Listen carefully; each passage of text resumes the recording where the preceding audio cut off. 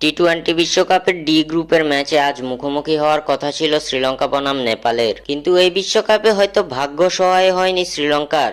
T twenty বিশ্বকাপে নিজেদের প্রথম দুই ম্যাচ হেরে বাকি থাকা দুই ম্যাচের জয় নিয়ে সুপার এইটে যাওয়ার জন্য লড়াই করতে চেয়েছিল শ্রীলঙ্কা। তবে ফ্লোরিডা অনুষ্ঠিত হতে যাওয়া শ্রীলঙ্কা বনাম নেপালের মধ্যকার ম্যাচটি বৃষ্টির কারণে পরিত্যক্ত হয়ে গেছে, যার কারণে টি-টোয়েন্টি বিশ্বকাপে 2024 আসর থেকে ছিটকে গেছে লঙ্কানরা।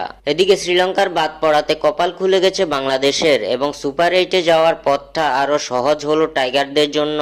নেপালের বিপক্ষের ম্যাচটি পরিত্যক্ত হওয়ার কারণে লঙ্কানরা পেয়েছে 1 পয়েন্ট। বাকি থাকা এক ম্যাচে নেদারল্যান্ডসের বিপক্ষে যদি জয়ও পায় শ্রীলঙ্কা, তাতে কোনো লাভ হবে না তাদের জন্য।